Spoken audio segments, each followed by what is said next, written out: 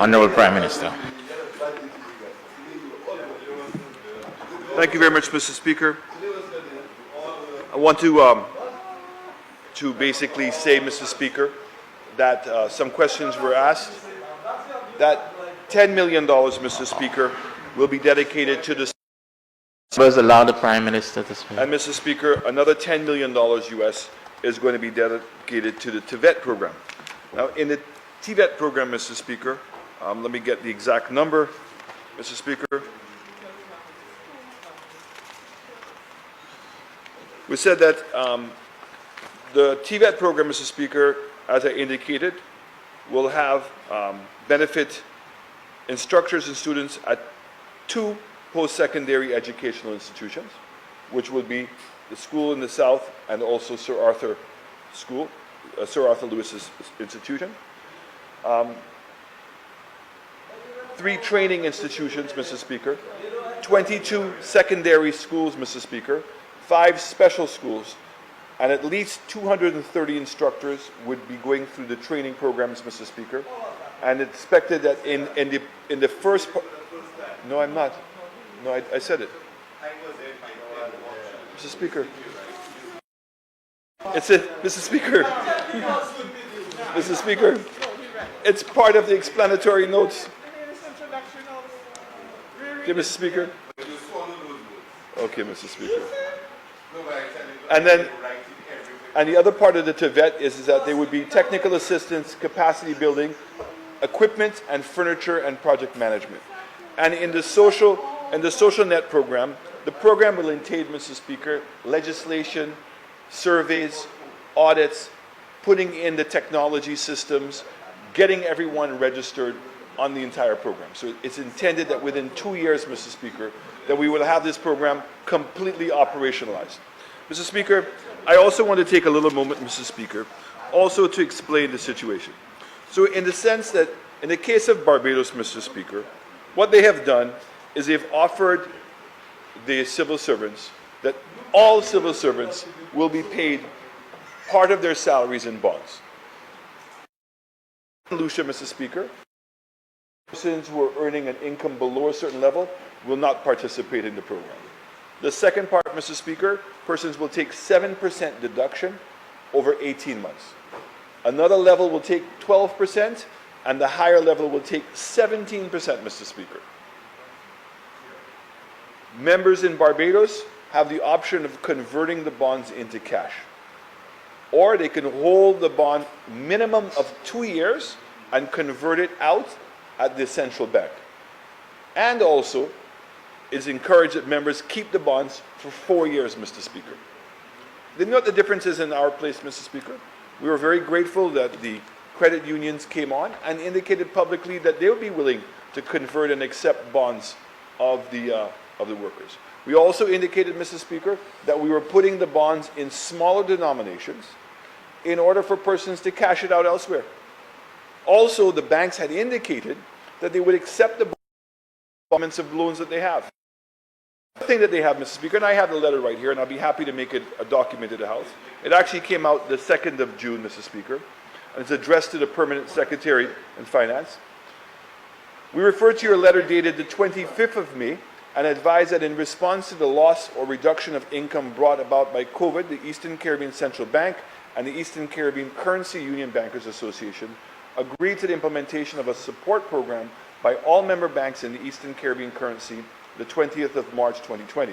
The support program facilitates a loan repayment and moratorium for an initial period of up to 6 months. In addition, the deferral of loan repayments, a waiver of late fees and penalties is applicable to eligible customers during the period of the moratorium. As to your request for the avoidance of doubt, we advise that should there be a reduction in income, public servants are advised to contact their financial institutions to avail of the moratorium.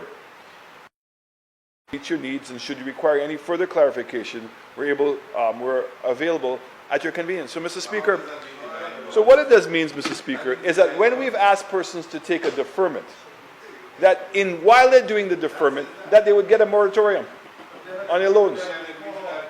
So, Mr. Speaker, So in fact, what we did is to put things in to cushion the blow of the issue of the deferment.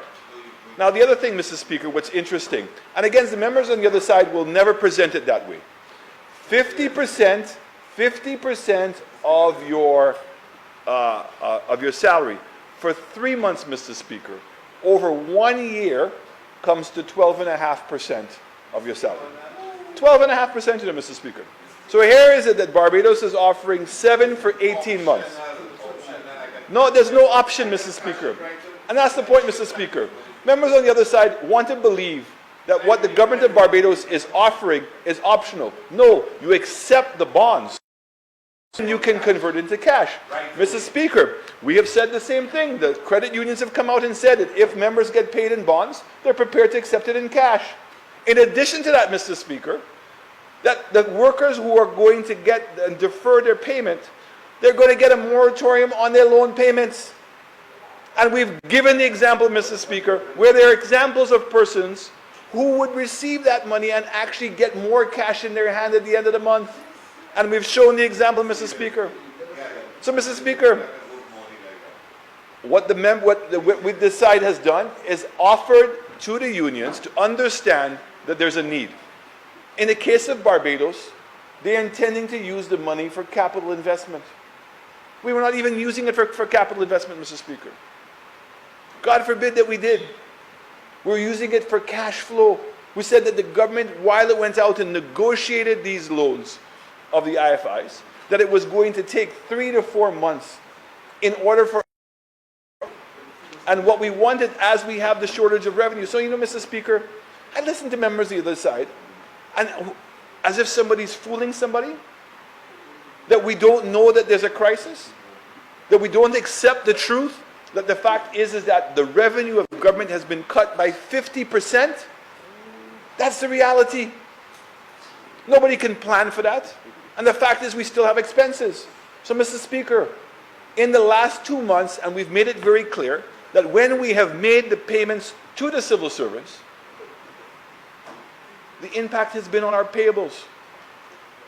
Persons who provide services to the government have not been paid. But in addition to that, Mr. Speaker, exactly what was being said is that the first 2 priorities is to pay our debt and to pay the salaries. And guess what is suffering, Mr. Speaker? Many of the same social programs that we're sitting here fighting for, the cash that's required in the last 2 months to make sure that we can,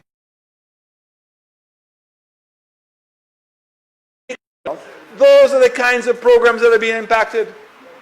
And despite that, government is still finding a way to do it. But to say, Mr. Speaker, that there's no consequences to our action would be a lie, would be the greatest underestimation.